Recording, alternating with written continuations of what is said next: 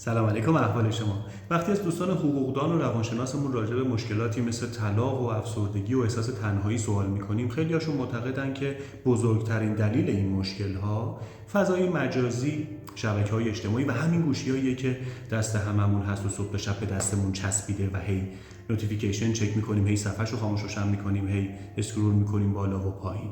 کتابی که امروز راجع بهش صحبت می‌کنیم، یه کتاب دعای کوچیک جمع و جوره که به ما کمک می‌کنه یه جورایی از شر این اعتیاد خلاص بشیم. مینیمالیسم دیجیتال نوشته آقای به اسم کارل نیوپورت و اونی که من خوندم ترجمه خانم سمانه پرهیزکاری بود از انتشارات میلکان. کتاب مینیمالیسمه، اسمش یه جوری عجیب غریبه ولی خب اصلا کتاب سختی نیست، خیلی خوبه، خیلی روون نوشته شده، خیلی ساده است، خیلی خودمونیه و دو تا بخش اصلی و مهم به نظر من داره. توی بخش اولش راجع به فلسفه مینیمالیسم صحبت میکنه که اصلا چی هست، به چه دردی میخوره، و تو بخش دوم یه سری ابزارها و راهکارها به ما میده که این مینیمالیسم رو توی زندگیمون اجرا بکنیم و بتونیم از این اعتیادمون به این دستگاه‌های سکه‌ای کم بکنیم. نویسنده کتاب آقای دکتر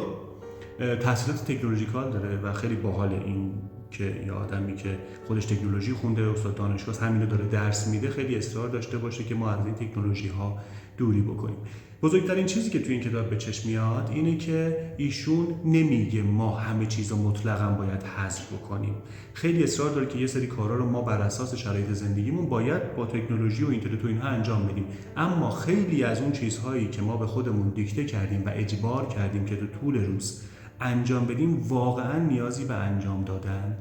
نداره. و یه چیز دیگه که خیلی روش تاکید میکنه اینه که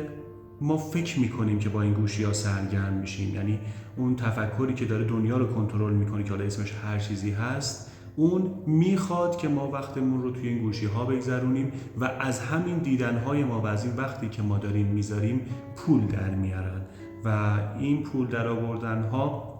شاید ما مثلا متوجهش نشیم ولی عملاً داریم عمرمون رو پای این پول در آوردن هایی میذاریم که همه منافعش نصیب اون شرکت ها میشه. کتاب خیلی خیلی به درد بخوره، خیلی خیلی خوبه. امیدوارم که همتون این کتاب رو بخونید، ازش لذت ببرید، مراقب خودتون باشید، کمتر هم گوشی دست بگیرید ان شاء الله.